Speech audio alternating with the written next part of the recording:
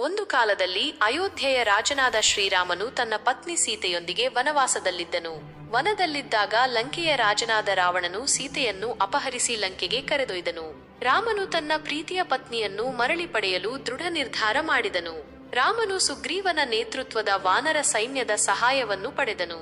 ಈ ಸೈನ್ಯದಲ್ಲಿ ಹನುಮಂತ ಎಂಬ ಅತ್ಯಂತ ಶಕ್ತಿಶಾಲಿ ಮತ್ತು ಬುದ್ಧಿವಂತ ವಾನರನಿದ್ದನು.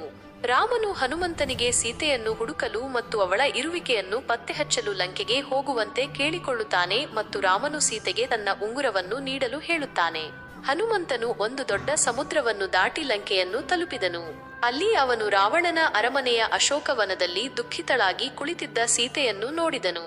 ಹನುಮಂತನು ರಾಮನು ನೀಡಿದ್ದ ಉಂಗುರವನ್ನು ಸೀತೆಗೆ ತೋರಿಸಿದನು ಮತ್ತು ರಾಮನು ಅವಳನ್ನು ನೆನಪಿಸಿಕೊಳ್ಳುತ್ತಿದ್ದಾನೆ ಎಂದು ಹೇಳಿದನು.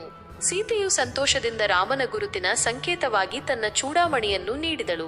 ಹನುಮಂತನು ರಾವಣನ ಶಕ್ತಿಯ ಬಗ್ಗೆ ತಿಳಿದುಕೊಳ್ಳಲು ಉತ್ಸುಕನಾಗಿದ್ದನು. ಆದ್ದರಿಂದ ಅವನು ಅಶೋಕವನದ ಮರಗಳನ್ನು ಮುರಿದನು ಮತ್ತು ಅಲ್ಲಿ ಇದ್ದ ರಾಕ್ಷಸರನ್ನು ಸೋಲಿಸಿದನು. ಈ ಸುದ್ದಿ ಕೇಳಿ ರಾವಣನು ಕೋಪಗೊಂಡನು ಮತ್ತು ಹನುಮಂತನನ್ನು ಬಂಧಿಸಿ ತನ್ನ ಸಭೆಗೆ ಕರೆತರಲು ಆದೇಶಿಸಿದನು. ರಾವಣನ ಸಭೆಯಲ್ಲಿ ಹನುಮಂತನು ನಿರ್ಭಯವಾಗಿ ನಿಂತು ತಾನು ರಾಮನ ದೂತನೆಂದು ಘೋಷಿಸಿದನು.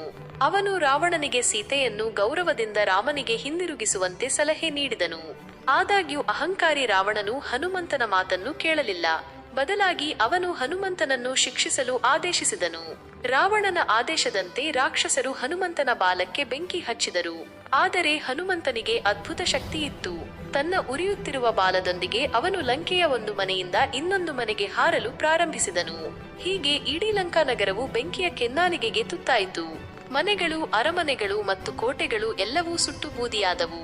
ಲಂಕೆಯನ್ನು ಸುಟ್ಟ ನಂತರ ಹನುಮಂತನು ಸೀತೆಯ ಬಳಿಗೆ ಹಿಂತಿರುಗಿದನು.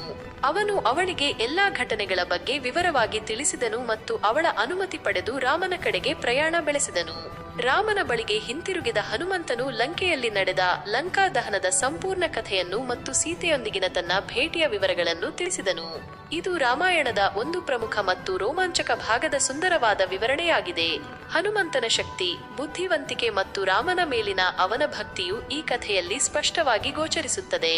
ಲಂಕಾ ದಹನದ ಘಟನೆಯು ಕೆಡುಕಿನ ಮೇಲೆ ಒಳ್ಳೆಯತನದ ವಿಜಯದ ಸಂಕೇತವಾಗಿದೆ. ನಮ್ಮ ವಿಡಿಯೋಗಳು ಇಷ್ಟವಾದರೆ ಚಾನೆಲ್ ಅನ್ನು ಸಬ್ಸ್ಕ್ರೈಬ್ ಮಾಡಿ ಮತ್ತು ಲೈಕ್ ಮಾಡಿ.